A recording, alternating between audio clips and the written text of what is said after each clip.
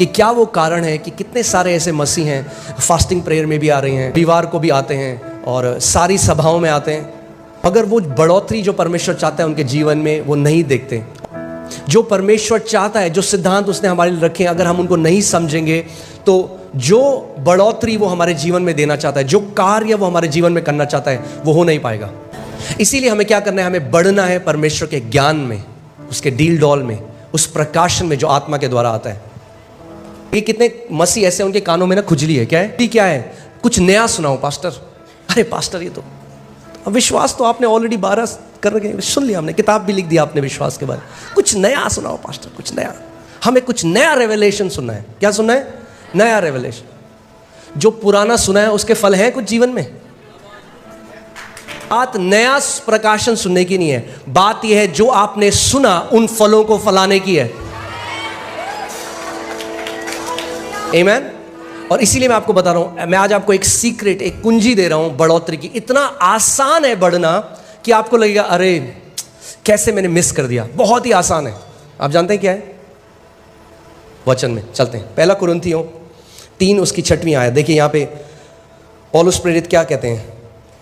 मैंने पौधा रोपा, अपोलोस ने उसे सींचा, पर किंतु परमेश्वर ने उसको बड़ा किया। इंग्लिश बाइबल से गॉड ब्रॉट इंक्रीज, यानी परमेश्वर बढ़ोतरी लेकर आया।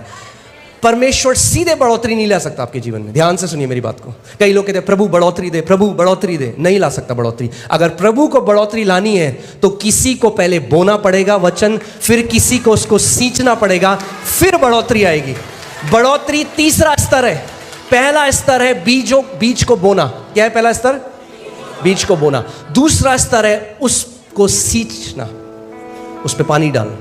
आप बेस्ट क्वालिटी का बीज ले आइए, आप कश्मीर जाइए, वहां से आप सबसे अच्छा बीज ले आइए सेब का। मगर अगर आपने बीज बो दिया और उसके बाद भूल गए तो क्या होगा? वो बीज कभी भी बढ़ नहीं सकता।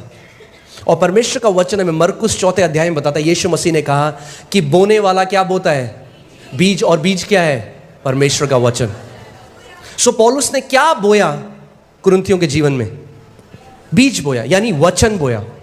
यानी ध्यान से सुनिए, जब आप पहली बार किसी वचन को सुनते हैं तो वो वचन बोया जाता है, यानी प्लांट किया जाता है इंग्लिश बाइबल में, ठीक है। मगर जब आप उसको बार बार सुनते हैं तो वो सींचा जाता है, फिर बढ़ोतरी आती है।